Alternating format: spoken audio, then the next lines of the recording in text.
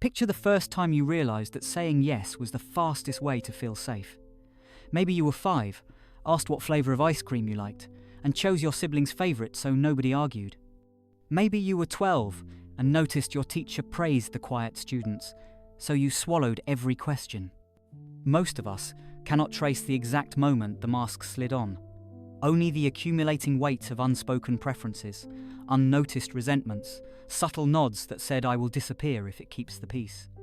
Carl Jung called that public disguise the persona, a necessary tool for navigating society yet perilous when mistaken for our entire identity.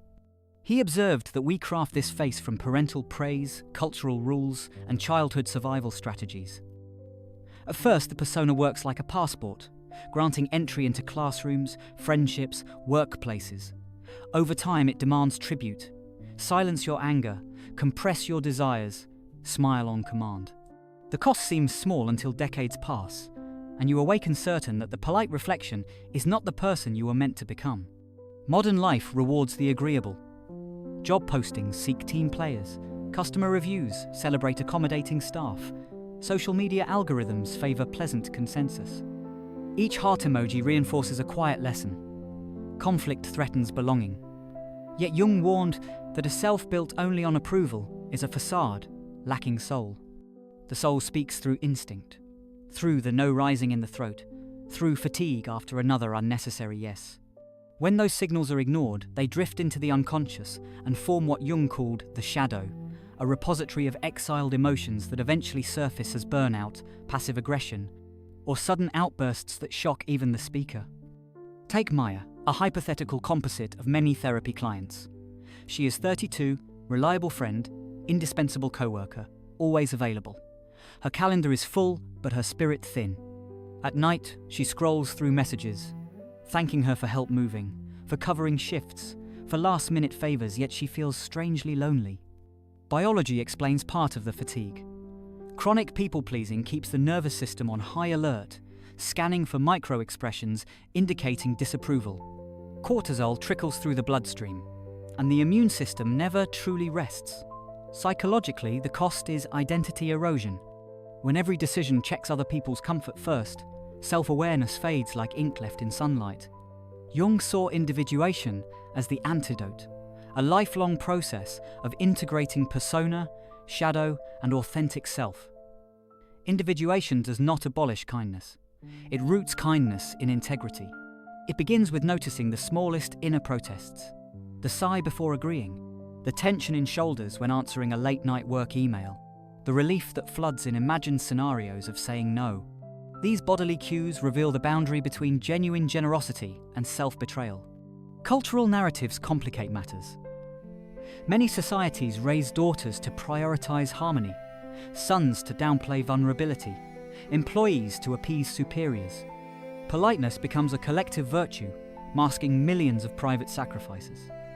Social psychologist Naomi Eisenberger's research shows that social rejection activates the same brain regions as physical pain. No wonder the instinct to comply feels primal. Yet Jung would remind us that enduring psychic pain for external approval is a trade that leads to inner numbness. Technology amplifies the cycle.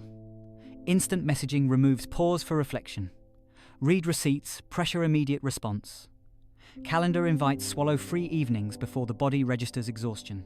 To recover agency, digital boundaries are critical. Disabling typing indicators, scheduling email windows, practicing lag before reply. Each delay is a micro-reclaiming of tempo, a reminder that presence comes before performance. At this stage, some recoil, thinking boundaries equal selfishness. Jung offers a reframing. Authentic boundaries liberate energy previously spent managing perceptions. That energy can then be poured into deeper creativity, genuine compassion, and the courage to confront injustice. People-pleasing is reactive, individuation proactive. It replaces the question, how do I avoid upsetting you, with a more generative, how do we meet in truth? Embarking on this journey starts with 3 exercises. First, the evening journal audit. List every yes of the day and mark whether it felt expansive or contracting. Patterns emerge quickly. Second, the breath pause. Inhale, count to 4 before agreeing to any request. This interrupts reflexive compliance and allows the prefrontal cortex to evaluate alignment. Third, the pilot no. Practice declining harmless invitations to build tolerance for discomfort. These are not acts of rebellion, but of restoration. Remember the first image, a child choosing a flavour to avoid conflict. The adult revisits that moment and gently offers a new choice. Strawberry because it tastes like summer, even if nobody else wants it. This small loyalty to self is how the mask loosens, how the shadow steps into light, how the slow work of becoming whole quietly begins. The mask of helpfulness is not sewn in adulthood. It is stitched in small, familiar moments that begin long before memory. Picture a preschool art table. 4 children share a single blue crayon. One child reaches first. Another hesitates. A teacher smiles at the hesitant one and says, "What a good sharer." A sticker appears. Tiny applause for self-denial. In that instant, a link forms in the nervous system. Surrender equals safety, compliance equals love. Carl Jung would later call this the birth of the persona, the first lesson that real impulses can be traded for belonging. Family life either deepens or disrupts that lesson. In houses where anger explodes like summer storms, children learn to study every footstep and cupboard slam, scanning for danger. Agreeing quickly becomes a form of weatherproofing. In homes where silence is prized above all, disagreement feels like sacrilege. Here the message is softer, but just as binding. Do not disturb the calm, even if the calm is brittle glass. Over years, these rules sink below speech and settle into the body as habit. Culture adds its own embroidery. In many collectivist societies, filial piety is praised through submission. A daughter pours tea without spilling a drop, praise arrives, and autonomy quietly shrinks. In some faith traditions, meekness earns spiritual merit, yet misread verses turn meek into mute. Popular media offers more scripts. Sitcom mothers who solve conflict with endless patience. Romantic leads who reshape their lives around a partner's quirks. Each story whispers that likability matters more than authenticity. School reinforces the pattern with gold stars. Raise your hand, wait to be called. Colour inside the lines, receive applause. Students who question the rubric receive polite red marks or the harsher label of troublemaker. By adolescence, many young people have mastered micro-gestures of agreement, the automatic nod, the quick emoji heart, the apology that appears before genuine feeling can rise. Jung warned that when such gestures harden into reflex, they form a shell that fuses to identity. Technology accelerates the fusion. A teenager posts a photo, counts likes, deletes if the tally disappoints. Algorithms reward polished cheer, punish messy honesty. The screen becomes an invisible parent, offering dopamine for every agreeable pose. Slowly the gap widens between what is lived and what is shown, and the persona grows heavier. Inside that weight, the shadow accumulates. Every censored impulse retreats below awareness, gathering heat. A child told not to feel anger may later lash out behind a steering wheel or swallow rage until it transforms into migraines. A teen who hides sadness behind perfect selfies might stumble into depression that no one believes because the mask has advertised joy for so long. Jung insisted that shadow work is not an exorcism but a reunion. The buried parts must return if the personality hopes to feel whole. The reunion begins with noticing. You say yes to a request and your stomach knots. You volunteer for a project and feel sudden fatigue. These bodily signals are the shadow tugging your sleeve, asking for voice. Keeping a small notebook helps. After each yes, record the circumstance, the sensation, the quiet thought you silenced. Patterns emerge like footprints in fresh snow. Therapy provides a rehearsal room where new dialogue can unfold. A client practices the sentence, "I am not available," while the therapist offers calm acceptance. The nervous system learns a radical fact. Boundaries do not automatically destroy attachment. With repetition, the old neural pathway of appeasement weakens. A new route of assertive presence begins to strengthen, an example of what neuroscientists call experience-dependent plasticity. Community shapes the next stage. Friends who welcome unpolished truth become living antidotes to spaces that demand performance. Support groups let members experiment with disagreement safely, turning conflict into practice rather than peril. In an assertiveness workshop, participants rehearse declining casual invitations, building muscle memory for more charged situations later. Culture itself can evolve through conversation. Parents who praise respectful honesty over blind obedience teach children that love survives the word no. Classrooms that include emotional literacy circles normalize phrases like, "I feel frustrated," or "I need a break," turning vulnerability into vocabulary. Workplaces that invite dissent in meetings model boundaries at scale. A daily mantra strengthens the shift. At sunrise, whisper, "My value is not measured by my compliance. My voice is welcome here." Each night ask, "Where did I honor my truth? Where did I trade it away?" The aim is not flawless courage. That goal would become another mask, but gradual restoration of choice. As authenticity grows, energy once spent scanning for approval becomes available for curiosity, creativity, even intimacy. Relationships change first. People who love the agreeable facade may feel startled when it cracks, yet those who remain often discover a richer companion inside. Jung believed that personal integration heals society, because repressed truths leak into collective life as prejudice and projection. When one individual befriends their anger, it no longer spills into public discourse as sarcasm or violence. When another claims their need for rest, they stop applauding burnout as virtue. Each reclaimed shadow thread strengthens the tapestry we share. The journey from childhood conditioning to conscious choice is slow, but every honest no makes room for a more wholehearted yes. In the next section, we will leave the theory room and step into lived experiments, examining how small daily acts of authenticity dissolve decades of people-pleasing and give the true self a seat at the table. Morning arrives, and the first choice surfaces before the kettle even whistles. A partner asks where you would like to eat tonight.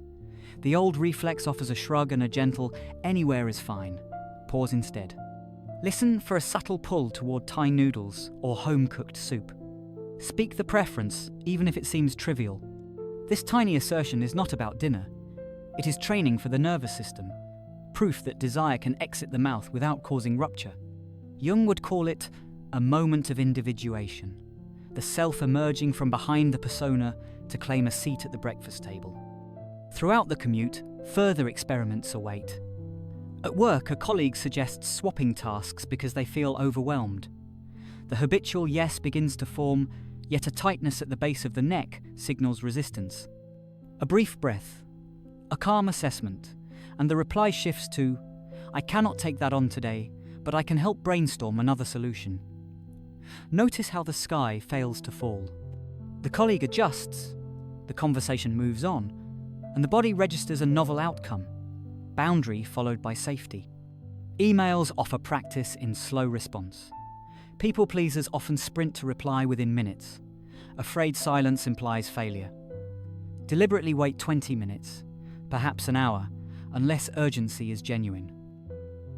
During that delay, observe the internal story. Will they think I am unreliable? Will they quit trusting me? After hitting send later than usual, record the evidence. 90% of the time, the world keeps spinning, and anxiety loses a sliver of credibility. Lunch break can host the mirror drill. Sit with a trusted friend and share a minor irritation from the week without softening language. Avoid disclaimers like, "Maybe it is silly." State the feeling cleanly. "I felt dismissed when the meeting ended abruptly." Watch the friend's face, receive their response, witness connection, survive candor. Each successful disclosure rewires a belief planted decades ago that honesty destroys belonging. Afternoon brings opportunities to reclaim rhythm. Perhaps the calendar shows back-to-back meetings with no space to think. Cancel one and write in the slot, "Unscheduled work block." The persona may protest, labeling this antisocial. Remind yourself that productivity is not proof of worth. One protected hour replenishes focus and models sustainable pacing for others who secretly crave the same permission. On the way home, notice environmental triggers. A billboard flashes a smiling hero holding a discounted sandwich, the simple message repeating a lifelong theme: please others and earn approval. Internally respond, I see the script and I choose differently. Such mindful disruptions weaken the cultural spell one glance at a time. Evening arrives with personal rituals. In front of a mirror, speak aloud a sentence that felt risky during the day. Perhaps, I disagree, or I need help, or I want solitude. Hearing your own voice articulate these phrases builds familiarity so their weight diminishes in public. Jung encouraged dialogue with the shadow through creative means. Voice work is one such dialogue, a practice of giving the hidden self-audible form. A journal becomes laboratory for deeper inquiry. Divide a page into 2 columns. Left column lists every yes said in the past 24 hours. Right column names the authentic impulse behind each yes. Some entries align genuinely. Others reveal compromise. Study patterns without judgment. Over weeks, the number of incongruent yes answers will shrink, tangible evidence that the self is leaning forward. Community circles magnify practice.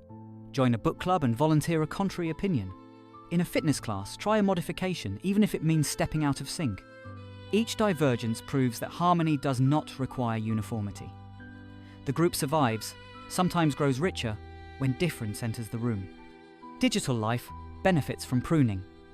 Unfollow influencers who equate constant positivity with virtue. Curate a feed of creators who model boundaries, raw emotion, and balanced lives. Each scroll then becomes affirmation rather than comparison. When a post triggers envy or guilt, pause and ask, is this feeling inviting me toward authenticity or back into performance? Relationships shift under the weight of new clarity. Friends accustomed to quick favors may express confusion.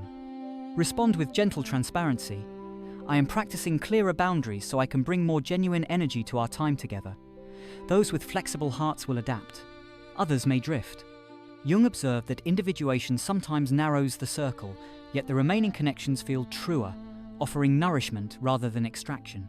Romantic partnerships face a learning curve as well. Schedule a weekly check in labelled Truth Table. Each person shares one boundary they honoured and one moment they silenced themselves. Celebrate the boundary, explore the silence, agree on supportive adjustments. This practice transforms confrontation into collaboration, turning relational tension into mutual growth.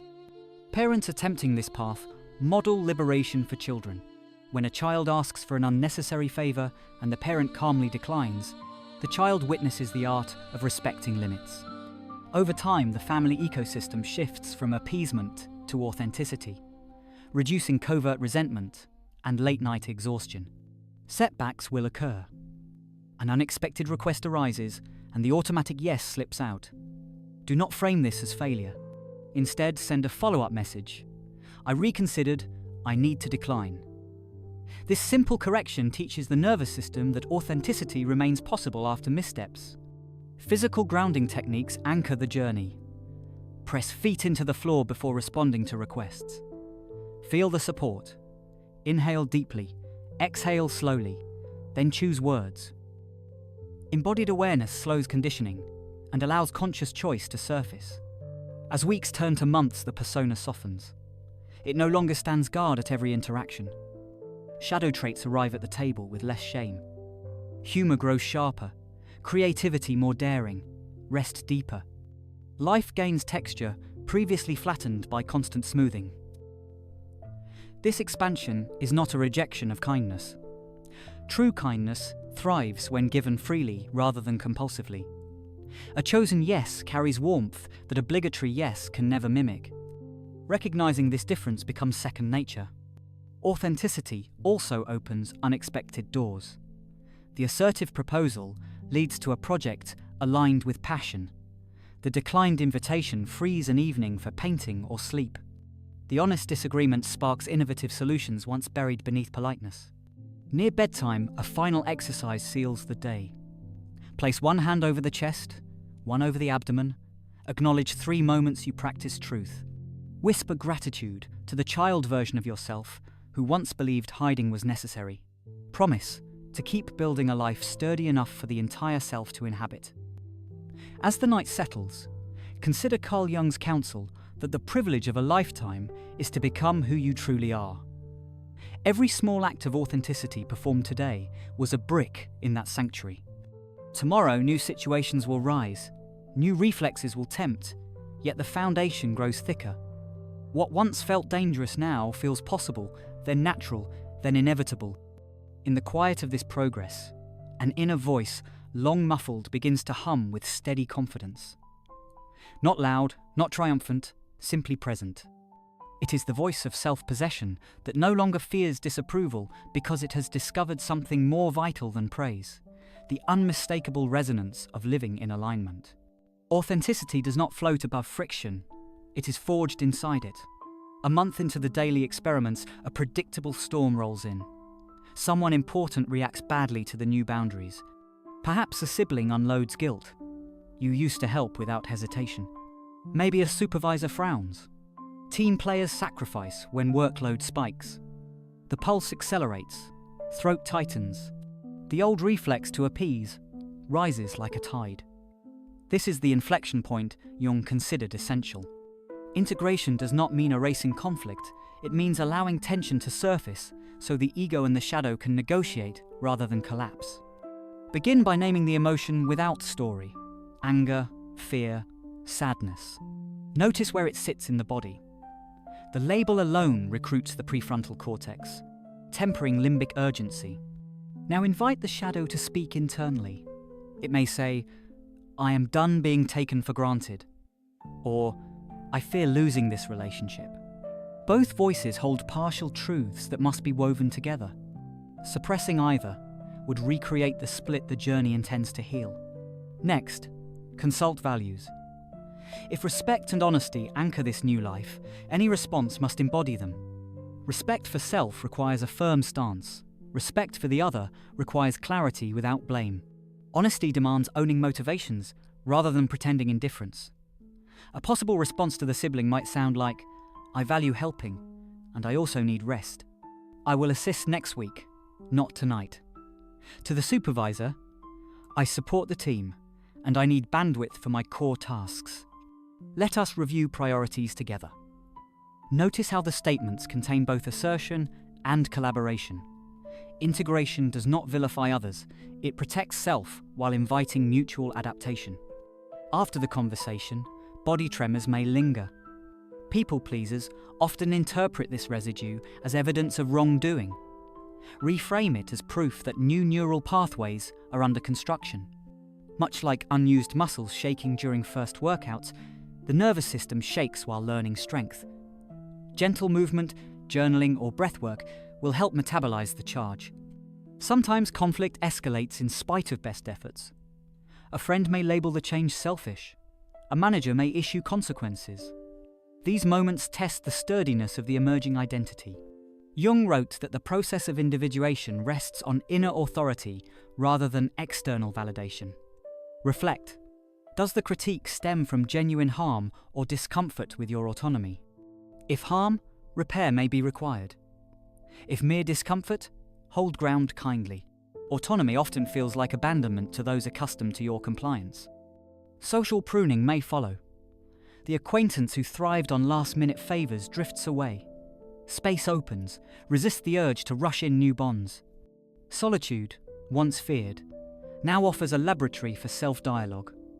Jung taught that retreat periods allow unconscious content to surface. Spend a weekend without plans. Notice which activities spontaneously attract attention when no one is watching.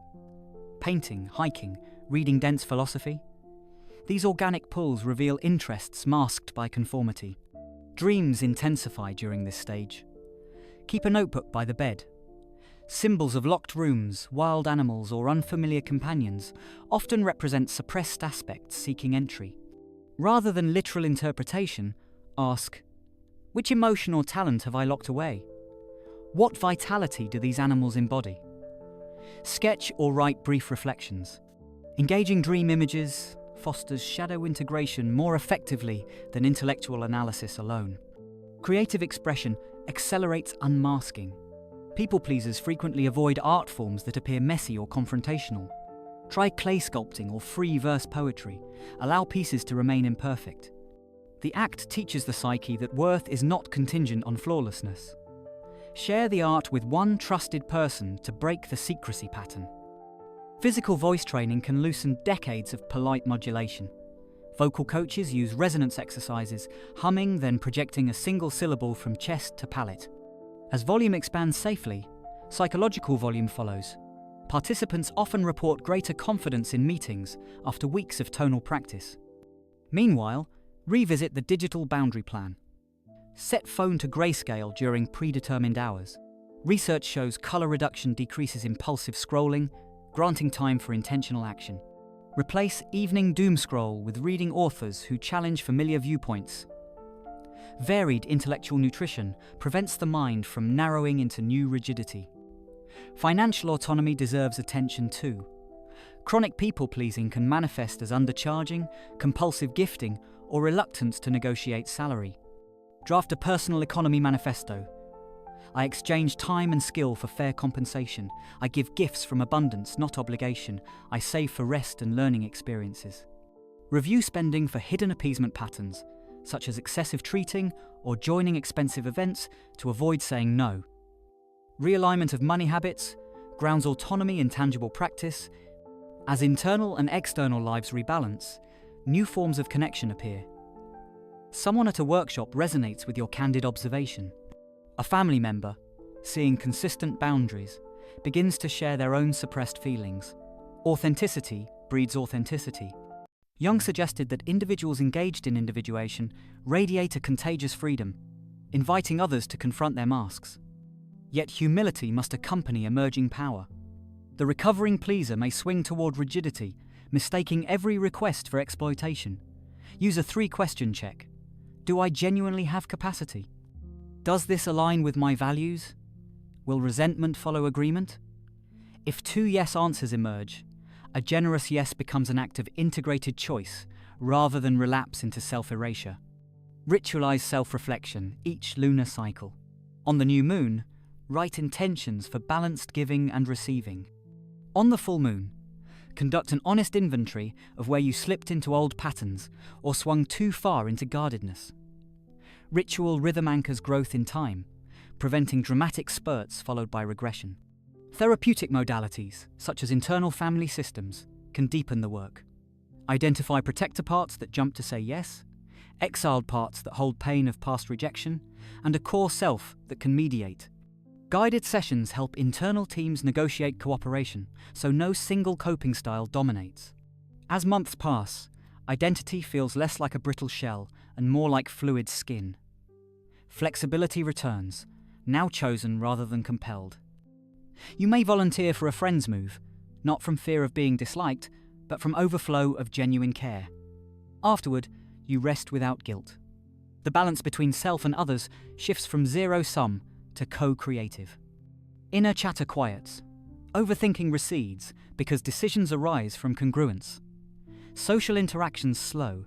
Silence feels companionable rather than anxious. Joy surfaces unexpectedly. In morning light across a mug, in music played just for personal pleasure.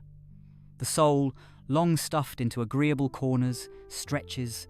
Carl Jung described individuation as a spiral, revisiting themes at higher octaves. Future situations will still trigger the urge to please, yet recognition speeds intervention. The journey is not towards perfection, but toward conscious choice. Each loop refines alignment. Section 4 ends here, not as closure, but as a steady breath before deeper exploration.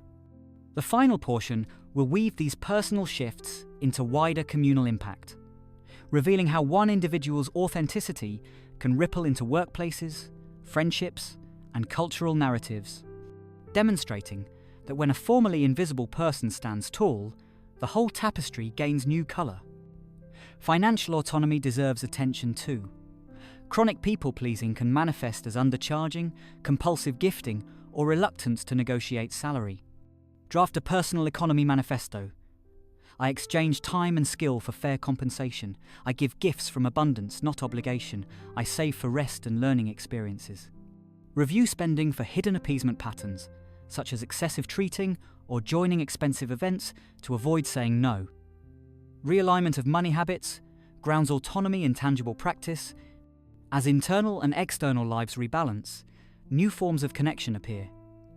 Someone at a workshop resonates with your candid observation. A family member, seeing consistent boundaries, begins to share their own suppressed feelings. Authenticity breeds authenticity. Jung suggested that individuals engaged in individuation radiate a contagious freedom, inviting others to confront their masks. Yet humility must accompany emerging power. The recovering pleaser may swing toward rigidity, mistaking every request for exploitation. Use a 3-question check. Do I genuinely have capacity? Does this align with my values? Will resentment follow agreement? If 2 yes answers emerge, a generous yes becomes an act of integrated choice rather than relapse into self-erasure. Ritualize self-reflection each lunar cycle. On the new moon, write intentions for balanced giving and receiving. On the full moon, conduct an honest inventory of where you slipped into old patterns or swung too far into guardedness. Ritual rhythm anchors growth in time, preventing dramatic spurts followed by regression. Therapeutic modalities, such as internal family systems, can deepen the work. Identify protector parts that jump to say yes, exiled parts that hold pain of past rejection, and a core self that can mediate. Guided sessions help internal teams negotiate cooperation, so no single coping style dominates. As months pass, identity feels less like a brittle shell and more like fluid skin. Flexibility returns, now chosen rather than compelled. You may volunteer for a friend's move, not from fear of being disliked, but from overflow of genuine care. Afterward, you rest without guilt. The balance between self and others shifts from zero-sum to co-creative.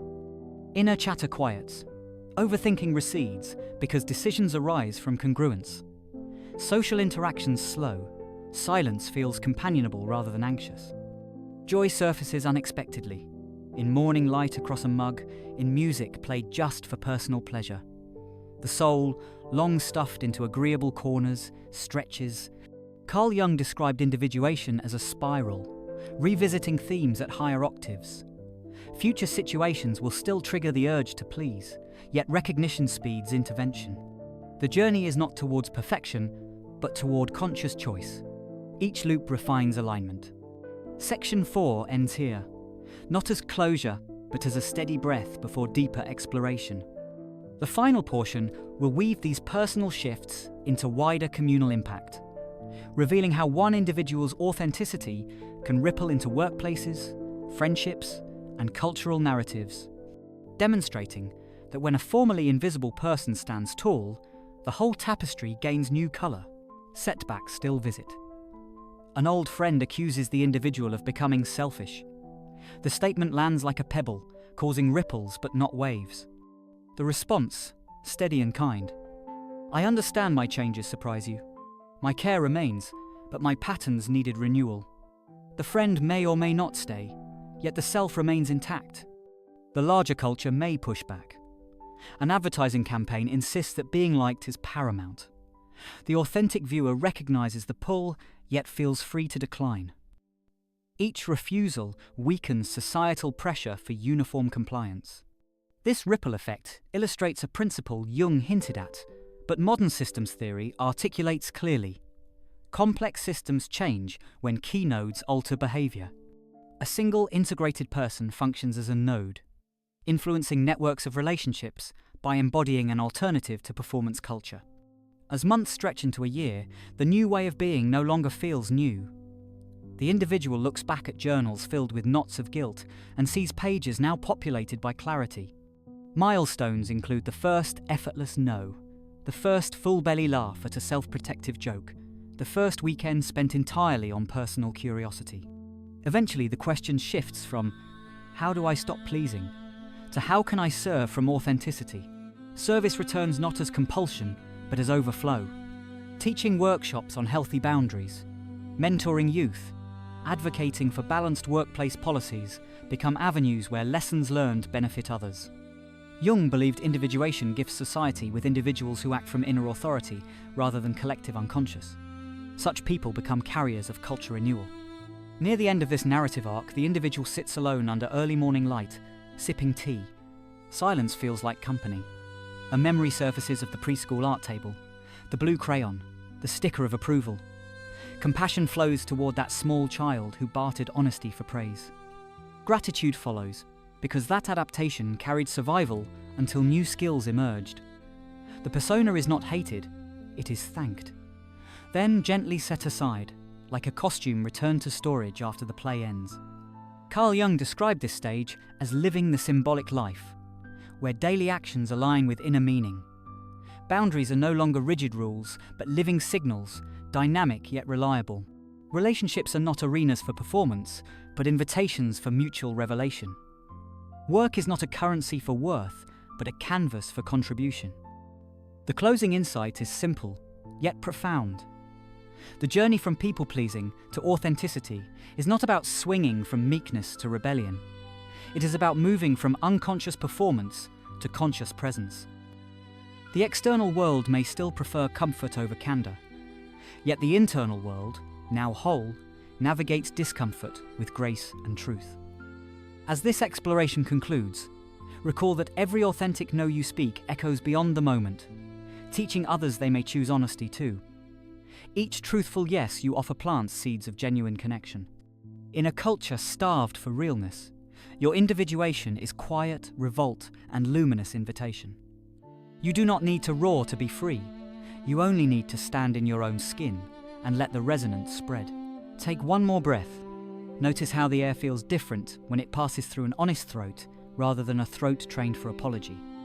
Feel the weight that is no longer on your shoulders, the centuries of expectation you have chosen not to carry forward.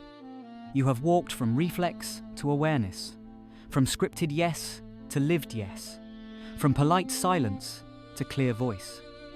That journey does not end, because this video ends. It begins again every sunrise when requests arrive, when old stories beckon, when new faces look to you for cues. Carl Jung would remind us that freedom is not a finish line but a daily stance. Individuation is the gentle but unbreakable decision to return to your own center each time the world's orbit pulls. Some days you will step with confidence, other days you will wobble, but the compass is installed now, and that matters more than flawless direction. As you go, remember the blueprint. Name the emotion before the story. Honor the body's yes and no. Practice kindness that never asks you to vanish. Let guilt be a signal, not a verdict, and let solitude teach you what applause could not. When conflict appears, meet it standing tall rather than kneeling in preemptive surrender. Some people will draw closer to this real you. Others may leave. Bless both outcomes. Authentic presence is a filter that leaves only relationships able to breathe the same honest air. You are not responsible for managing every room's comfort. You are responsible for keeping your own heart hospitable to truth. When you do, you give silent permission for other hearts to do the same. That is quiet leadership in a culture addicted to masks. So tomorrow, when the text arrives, pause. Feel your spine. Speak from there. When the mirror reflects fatigue, rest without apology. When creativity stirs, follow it even if no one claps. When love invites, step toward it without pretending to be smaller or smoother than you are. The world does not need another person who is merely agreeable. The world needs the precise flavor of courage that only you can bring. Stand in that space and watch the ripple travel outward. That is how mountains move not by force, but by one authentic heartbeat steady enough to echo. Thank you for walking this path with me. May your no be firm, may your yes be luminous, and may your unfolding self find room to dance in every room you enter.